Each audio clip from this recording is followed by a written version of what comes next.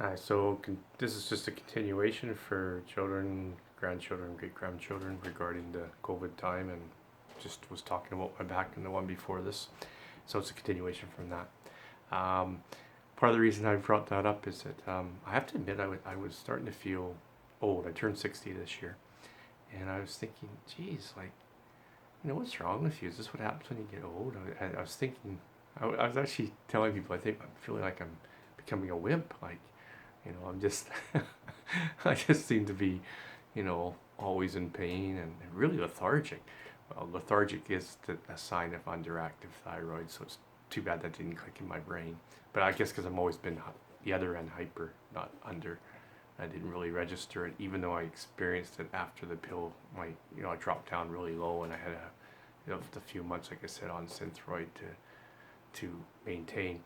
And the reason the doctor was very worried about that is I was so low. I was like, what the readings are called 7.5 and 8 or something, and they're normally in the 20s to 28. So it's like a third.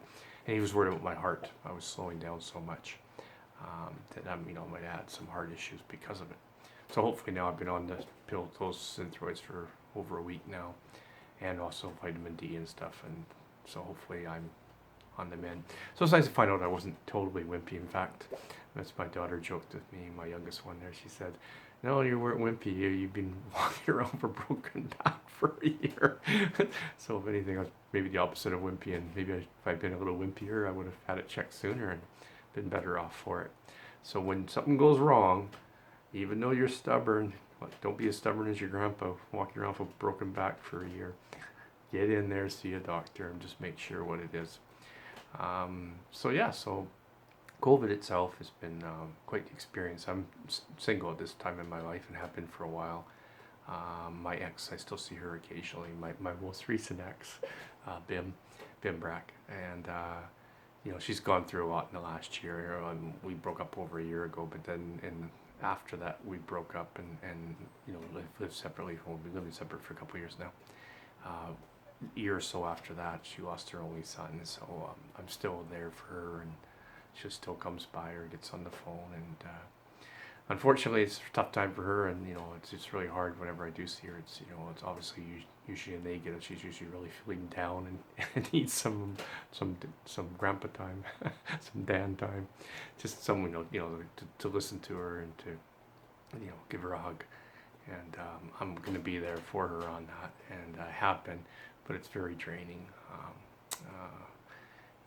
That's part of life. Sometimes things aren't always fun, but it's still got to do the right thing. And in this case, I totally feel that I'm doing the right thing, trying to help her out, to what I can. I'm no professional. She needs to see professionals, and she's accepted that. It took her a while, but she is getting help now that way too. So hopefully she'll be on the mend. So basically, I've been by myself and isolated and hurting, so I had no energy. I've been lethargic. I'd go for a bike ride maybe every 3 days or so, and then I would hurt for 2 days, and I could barely move. So there were some clues there I should have been listening to. So hopefully this year it'll get better, and I don't know what I'm going to do in a month or so. I probably can't go back to the truck driving job, but all that'll be determined by how bad the osteoporosis is and what they say I can do. I probably have the back pain for the rest of my life, which is a drag, because I'm not really an aspirin kind of guy, but I have to take one every once in a while, or else it's just a throb, a negative throb.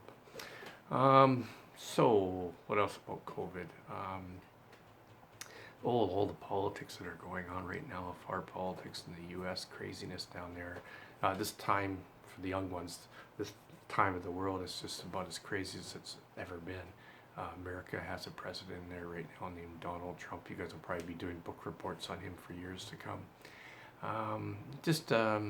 Kind of all in it for himself. So he's kind of turned their office into a self-serving entity, and therefore he looks after those that vote for him. He doesn't look after anyone else, and he looks after other countries that are funding we're funding. I don't know if he's probably he's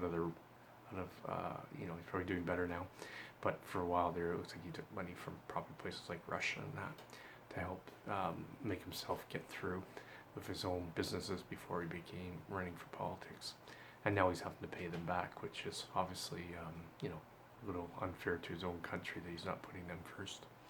Oh, or at least half of them first, a little over half of them first. That country's very divided. It's always one way or the other way. Anyways, but it does affect us. I think we have the biggest border between us and the States as anywhere in the world, longest running border, and we rely on them. 80-90% of our businesses rely on them to make a profit, to make a living. We sell our goods to them, and they buy from us, and when we buy from them, and that kind of stuff. So it's important for us, and they're also very much a military might, which is sad because I think the whole world needs to go away from that. That's what Grandpa says. But anyways, it makes it very difficult for us to say too much.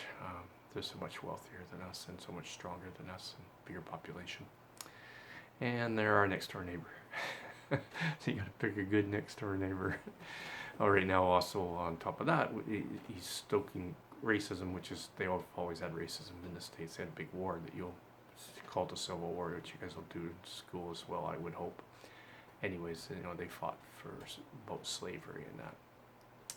And we have our own issues with that as well, to do with our Native Indians and how we've treated them over the years of our school systems and that were very poor for them. Terrible, actually. So this has been, 2020 is probably one of the worst years on record for your grandpa as far as life goes. But see, this is what you got to do in life, kids, grandchildren, great-grandchildren. Try to smile through it. Try to figure your way around stuff. Things will come up and down. Life is definitely like this throughout. Up and downs, up and downs. Try to enjoy the highs when you have them. Remember to take pleasure, and smell the flowers, that kind of stuff. And make sure that you don't overdwell on the negatives, because then you can wallow in the negatives for a lot longer than you need to. There's a negative. How can I fix it? How can I change it? Sometimes it's not fixable. You'll have to live through it. Other times, maybe you can adjust and do something. And that'll make life a lot more enjoyable for living. And if you can smile even through the bad times, then you're doing okay. You're doing better than some that there's people out there that do so well in life, and yet they're never happy. They don't know how to be happy because they're always worried about their hoards of money or their properties or their politics, their power. And they forget that, we're only here X amount of years. Do the best. Try to be the best you can. And people won't always see you as the best. That doesn't mean you don't have a good heart. I know I have a good heart, but I'm sure there's many people out there who don't think I do. But they're wrong. I do. I have a good heart for people that I know don't like me. I still care for them. I still love them in many ways, and always will. And I'm okay with that. Some people say, well, why would you do that? They don't like you. Why would you not like them back? Well, that's their style. The person telling me that's their style, and that they probably spend a lot of time unhappy. I don't want to waste that kind of energy, and I don't want to feel that down inside all the time. I don't want to, why don't they like me, or I don't like them because they did. I don't want to be there. I want to be better than that for myself. I'm not saying everyone should be who they are. So if a person is happier being that way, well, that's fine too. If that brings them happiness, then I have to just accept that if I met them. It's like everyone's different. So hopefully you can surround yourself with people that you get along with and they get along with you. And, you find a job one day that you love, and therefore it doesn't really feel like work. That would be a good thing to do.